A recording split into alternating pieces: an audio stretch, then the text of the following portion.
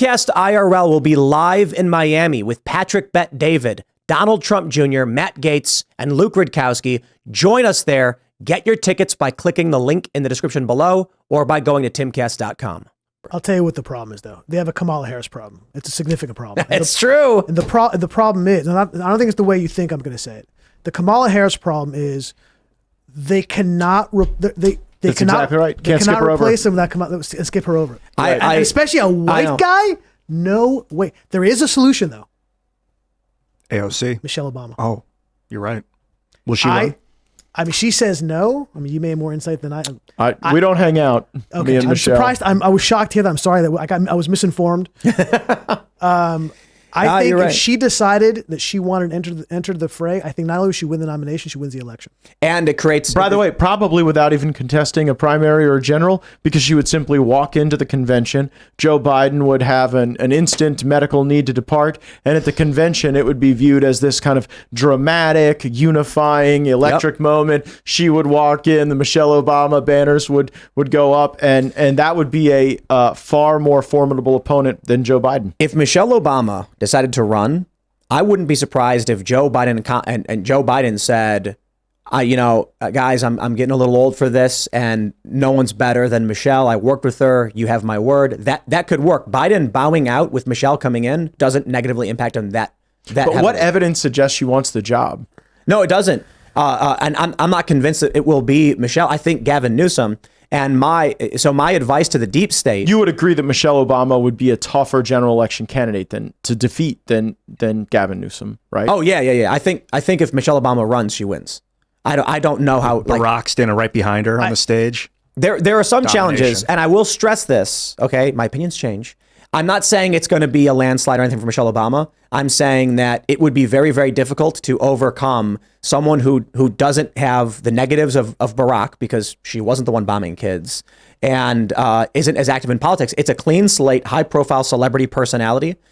However, but didn't she push the fitness thing and then get thick? Well, what happened was she was pushing the Let's Move campaign, which was an anti-sugar move. And then they got in, and the big sugar came to her, and they're like, why don't you make it an exercise campaign, Michelle? And she was like, okay. And then she changed tone to an exercise thing. It was about sugar. It was about getting rid of the sugar industry. I don't see that as being material to a modern election. What's going to happen? Trump's going to come out and be like, remember when she was giving those kids sugar and they were fat or whatever? And they're going to be like, who cares? Who cares? But here's what I would say. I think on celebrity status, in that respect, I don't know what Trump can do to beat her. Well, I shouldn't say that. I'm probably being a little bit too hyperbolic. What I mean is there is a possibility that the economy is just too bad.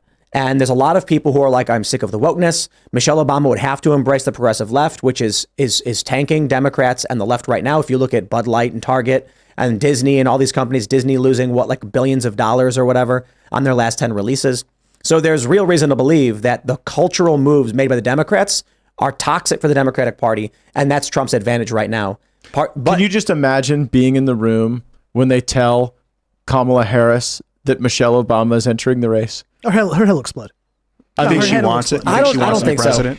I believe that Kamala checks Joe Biden's pulse every time they shake hands. Dude, I have never seen somebody more politically craven than Kamala She was willing to date Willie Brown to move up. What do you mean? That's not easy. Let me give you my hypothetical. So our viewers all know this one, but here's my hypothetical. This is my advice to the deep state, right? Obviously, Joe Biden's a liability for the Democratic Party. The establishment, the DNC, powerful interests, they need to find a way to get a better candidate. So my imagined scenario, conspiracy theory, is that Joe Biden is doing a campaign rally in California, has a medical episode, grasps his chest, stumbles, falls.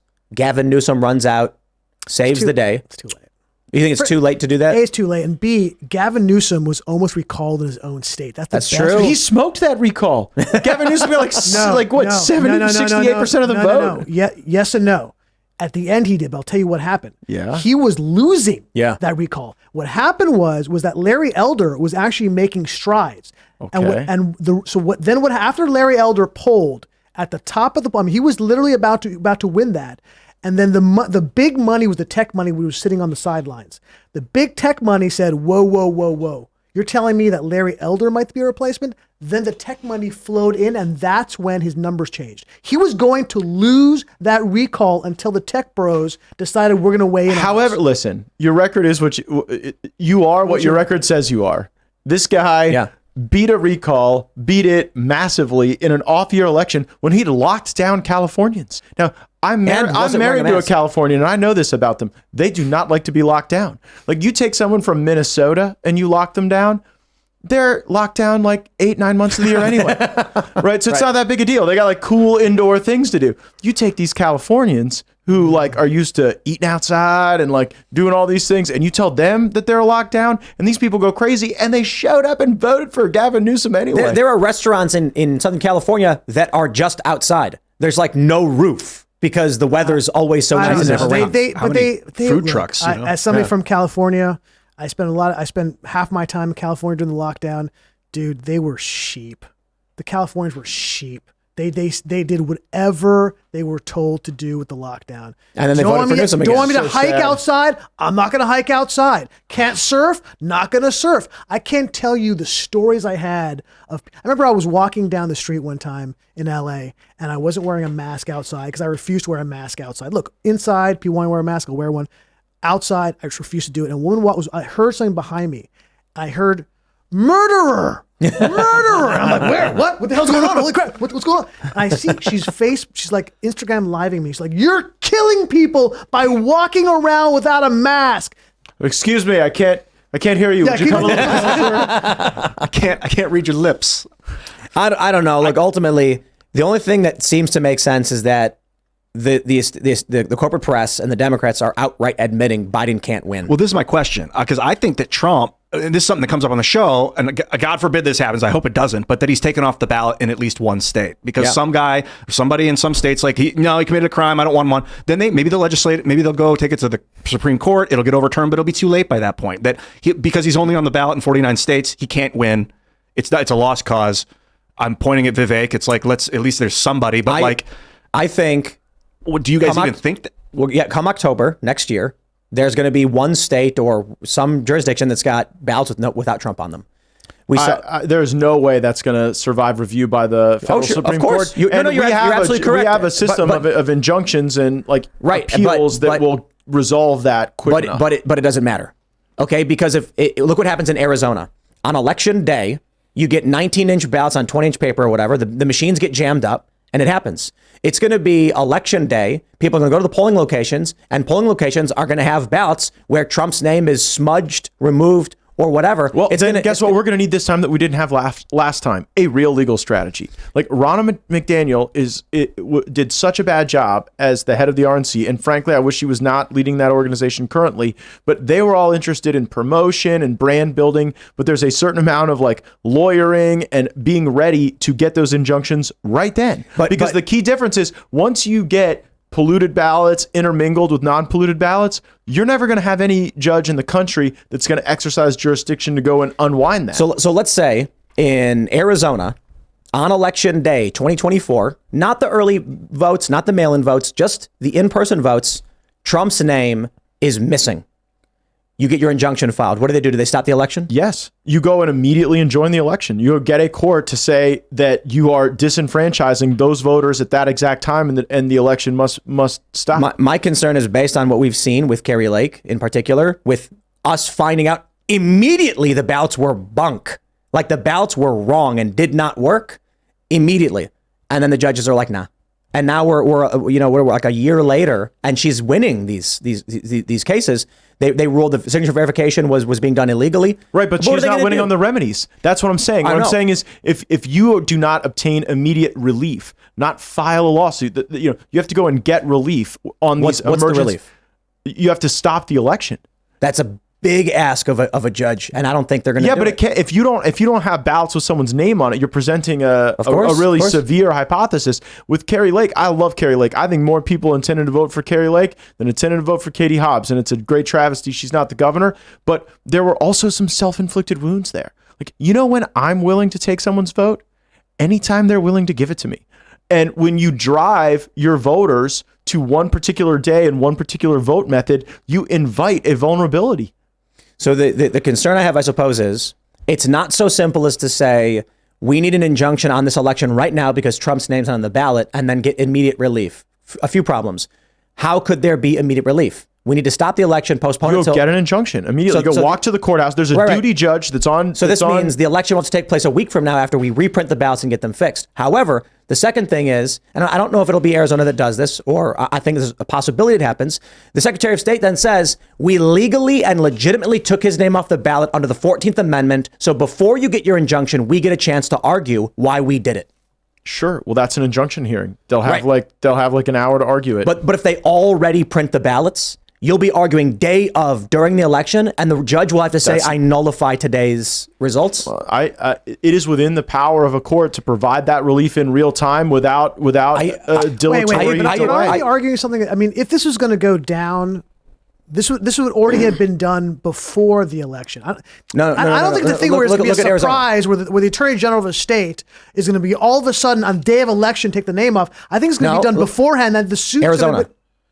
The ballots were printed wrong. The files were changed at hundreds of locations.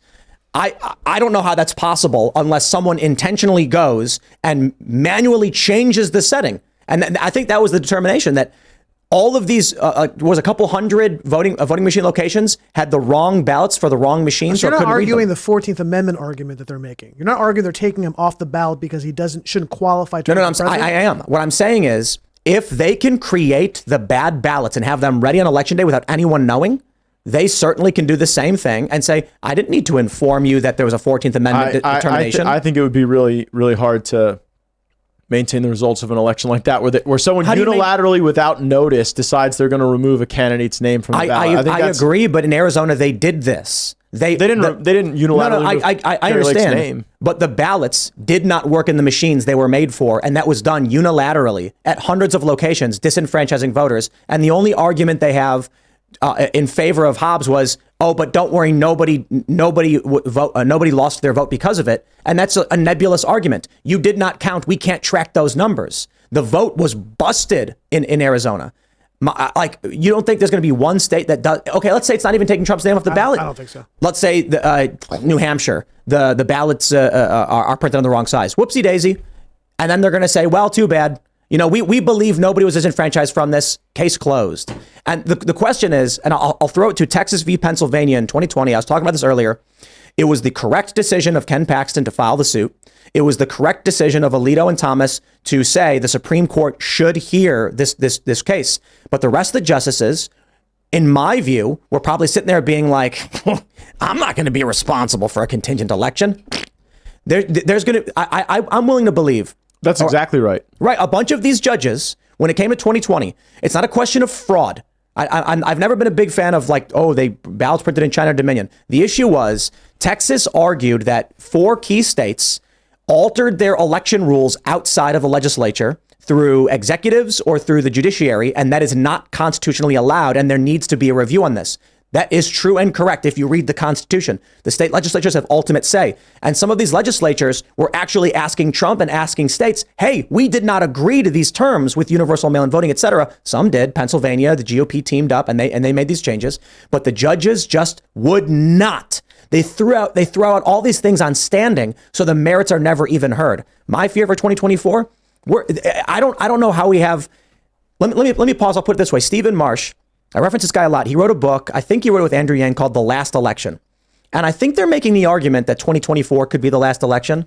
But if your argument, the argument that he's made on all these issues would actually indicate that 2020 was the last election. However, based on the perspective of Trump supporters, 2016 was the last election. Full stop. Democrats think Russia interfered to get Trump elected, which means 2012 was the last real election we ever had. Look, I'll tell you my issue with all these arguments. And it's an issue I have with this. Another issue I have with Trump is that he keeps talking about, fine, the election was stolen, without having a solution, right? Which means that what's to stop the election being stolen again? Which, look, when this whole thing is going to come out to turnout, right? At the end of the day, what's going to determine who's going to win? It's going to be turnout. And all you're doing, and this is what you did, frankly, with Georgia, right? You were just depressing turnout. And that's why we lost Georgia. That's why we lost the Senate. And I think we also had terrible candidates in Georgia. The candidates were yes, they I think the fraud narrative helped Democrats. One of them in particular was terrible, but look, this is a huge issue that I will never, I can't look at Trump and say, I take your apology. He lost the Senate because he pushed people not to vote for Senate candidates. There was, we had a Democrat politician on the Culture War show Friday mornings who said, I ran ads of Trump's statements to disenfranchise Republican voters. Of course.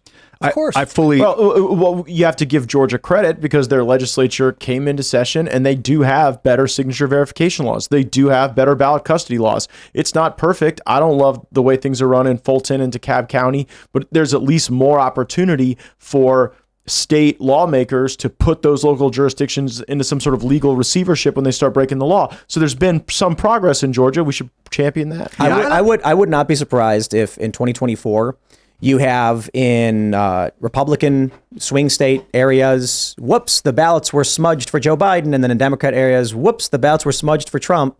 Something happening procedurally, because if you look at Arizona as the key example of this with Kerry Lake, I don't understand how any judge could reasonably say that election is sound when the ballots were wrong. Like, I'm sorry. Like, if I was a judge and someone came to me and said, hey, the wrong ballots were printed, I'd be like, oh, wow, we better have a new election. No questions asked. Done. Out. You look at that, and my concern now is, why would Republicans not play the same game and say, okay, in the jurisdictions we have more control over with the Secretary of State that we need to win, let's whoopsie-daisy some ballots. And then Democrats will just do the same thing that happened in Arizona and other jurisdictions. That goes to a very ugly place, my man. I know, I agree. It's already happened. We can't resolve these differences through elections, then history tells us that it's a far darker place that people go. I don't like the path of using dirty tactics. I think that what you were saying, Ami, is that like if we should offer solutions. Like, yeah, maybe the votes were hacked back in the day. I've got Clinton Eugene Curtis testifying in front of Congress that he built software that flips votes 51-49. Okay, that's on congressional testimony. Knowing that developers can flip votes 51-49 and you don't see it makes me wonder that maybe we should fortify against that. Maybe we should start backing up our votes on a blockchain somewhere that's immutable that we can reference, so we don't have to rely on a private corporation to tell us what our vote tallies were. Yeah, let me ask you, Matt, do you think there's any appetite among Democrats or any chance they would support a bill that would make voting machines code open source? Or require yes, it? There are Democrats who particularly look at blockchain as a tool that can be used in election integrity. And so it's the younger ones. Well, not blockchain. I'm just saying. Well, no, but blockchain code. actually. I was answering specifically what Ian was saying, because there are folks who believe that would be a way to really validate these things and create a standard for the world. The code for these machines needs to be publicly available. I don't know that we can really do that. I don't know that we can go tell someone that they have to make their code open source. Well, I suppose you're right. States need to do it. It's not a federal question. So yeah, I was wrong about that. And the other thing is, and this also pissed me off, is I think it was Megyn Kelly who was interviewing Trump, and she said, "Look, the Democrats are ballot harvesting. Will you ballot harvest?" There's only one answer to that. The answer is yes. Yes. That's the answer. The answer is not, I don't know, I don't think so, because why? Because he was upset that ballot harvesting cost him the election last time, which, by the way, totally understand. Totally, that's part of his conspiracy. I can get on with. That's not a conspiracy. That's what happened. But the only answer is that's a tactic that, look, you were talking about that's a tactic they're using. It would be political malpractice not to do the same thing. Well, Trump did say at a rally that we're going to have the biggest. Well, and we are doing that. I mean, I give a lot of credit to Charlie Kirk and Turning Point, because they have operationalized a lot of young people to get involved in getting folks to make their ballot request, showing back up when that request is made, bring a stamp if you have to, tell somebody to put it in the mailbox, get the ballot, put it in the drop box. I mean, that work we're finally building that infrastructure. It should be the Republican Party doing that. They have failed, and so it's a group like Turning Point. Dude, it's so important that we open up the voting machines so we can see their tallying tactics, because there's no greater threat, in my opinion, to the American way of life than international technocracy. And if people are trying to control our elections on voting machines behind the scenes, like, that is absolute tyranny. Whether for good or evil, it's tyranny. They have control of our system. It has to stop. And maybe completely correct. You're saying it has to begin with the states? The states run their own elections. So the federal government's not going to regulate what California or Illinois does. But you don't want that, by the way. Right. Agreed.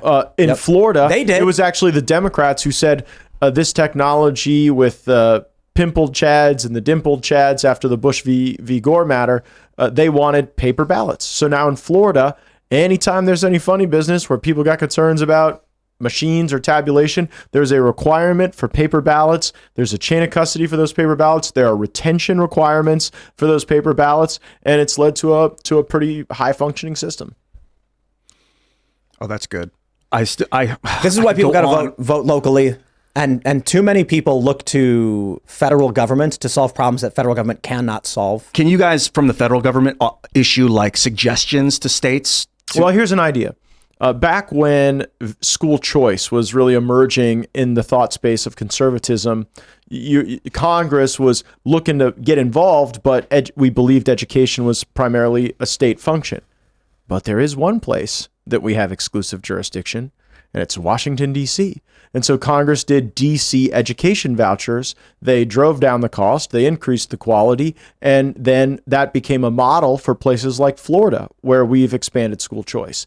So one idea is that you take whatever is the gold standard for elections on signature verification, election day voting, voter ID, not letting illegal aliens vote, all the Jim Crow stuff? Yeah, right, apparently. Take all that stuff and say, these are the new election laws for Washington, D.C. And there you're putting it over an overlay of a primarily Democrat area, but you could model that and see if it was replicated. So like a blockchain backup system with like 7 blockchains where everything's... You can go high tech or low tech. Are paper ballots better than blockchain? I think it's a reasonable debate, but we could actually design a model system without violating our concepts of federalism. Yeah, I think it would be both paper and backed up on a blockchain, so you could reference the two. Who would have to put that in order? Would it be Congress? Yeah, we have a committee, the House Administration Committee, that has jurisdiction over this, and it's precisely what the chairman told me he's working on, an ideal election integrity bill for Washington, D.C. that we hope would draw favor elsewhere. Thanks for watching this clip from the Timcast IRL podcast. Hang out with us live Monday through Friday at 8 p.m. and become a member over at timcast.com for uncensored, members-only shows exclusive. Thanks for hanging out, and we'll see you all next time.